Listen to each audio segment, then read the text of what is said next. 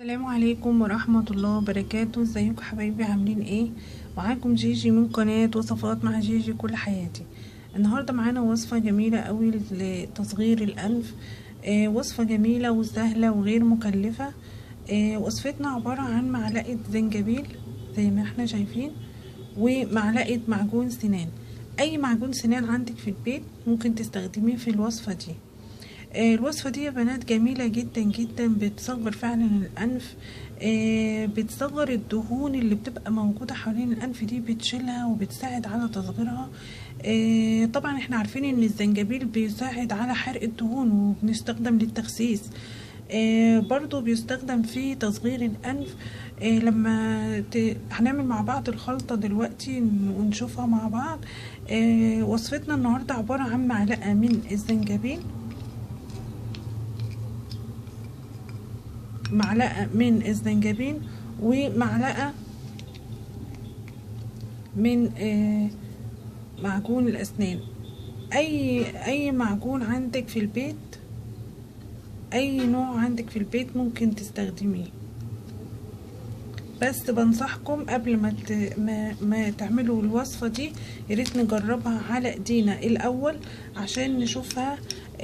لأن البشرة الحساسة ممكن ما تكونش مناسبة للخلطة دي. هنستمر كده في التقليب بالشكل ده.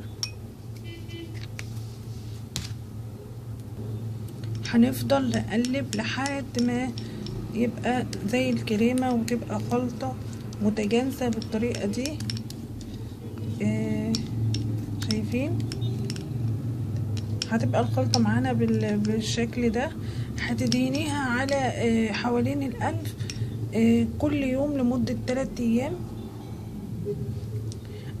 وممكن تريحي يومين وتعمليها تاني، هتلاحظي فرق كبير جدا، هتلاحظي فرق كبير وهتاخدي نتيجة ممتازة ورائعة جدا. جربوها وان شاء الله تعجبكم. وزي ما قلت لكم حاولي تجربي برضو على ايدك الاول وتشوفي بشرتك هتتأثر بيها ولا لا، لان احيانا بتتأثر بالبشرة الحساسة. وصفة ممتازة جدا جدا يا بنات، هتعجبكم. هي غير مكلفة خالص. معلقة جنزبيل زي ما قلنا، معلقة زنجبيل ومعلقة معجون من الأسنان، أي معجون أسنان عندك. وصفة جميلة وفعالة ومجربة، بتزيل الدهون حوالين الأنف وبتصغر الأنف. إن شاء الله تجربوها، وأتمنى أن يكون الوصفة عجبتكم وتشتركوا في قناتي، وما تنسوش اللايك والشير عشان يوصل لكم كل جديد. وكانت معاكم جيجي من قناة وصفات مع جيجي كل حياتي.